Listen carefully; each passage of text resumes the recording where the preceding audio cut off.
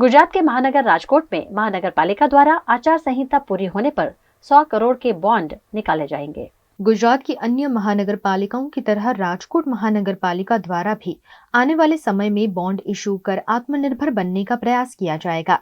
Rajkot municipal commissioner आनंद पटेल ने इस पर कहा कि बॉन्ड इशू करने पर राजकोट महानगर पालिका में सेबी के तहत सभी प्रक्रिया पूरी कर ली गई है। આપણે જાણીએ છીએ કે મહાનગરપાલિકા એક રીતે સ્વાયત્ત સંસ્થા હોય છે અને કોઈપણ જે સ્વાયત્ત સંસ્થાઓ હોય છે એ ફાઇનાન્શિયલી પોતાના પગભર થાય અને એનું પણ મજબૂતીકરણ થાય, એની એકાઉન્ટ રિલેટેડ ફાઇનાન્સ રિલેટેડ બાબતો છે એનું પણ બદલાતા સમય સંજોગો પ્રમાણે અપગ્રેડેશન થાય એ જરૂરિયાત હોય છે।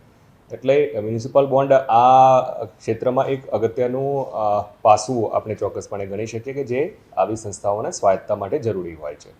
અલગ અલગ જે કોર્પોરેશન્સ છે, જે મોટા કોર્પોરેશન્સ છે, એ કોર્પોરેશન્સ તરફથી પણ બોન્ડ વગેરેની પ્રક્રિયા કરવામાં આવેલી છે ભૂતકાળમાં અને એ જ રીતે રાજકોટ મહાનગરપાલિકા પણ આગામી સમયમાં બોન્ડ ઇસ્યુ કરવા માગે છે।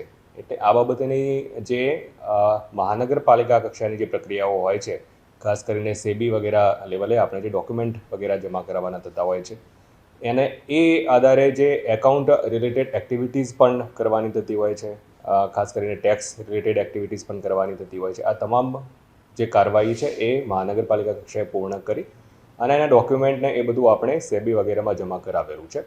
હવે જે આ આચારસંહિતાની આપણી કાર્યવાહી છે એ અગત્યની ચૂંટણીની પ્રક્રિયાઓ પૂર્ણ થાય, આચારસંહિતા પૂર્ણ થાય ત્યારબાદ આપણે ચોક્કસપણે બોન્ડ ઇસ્યુ કરવા માટે રેડી છે।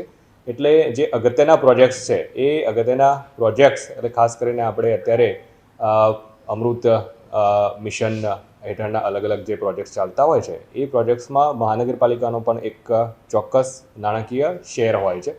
એટલે આ હિસ્સો આપણે બોન્ડના માધ્યમથી કરવા માટેનો પ્રયત્ન કરી રહ્યા છે।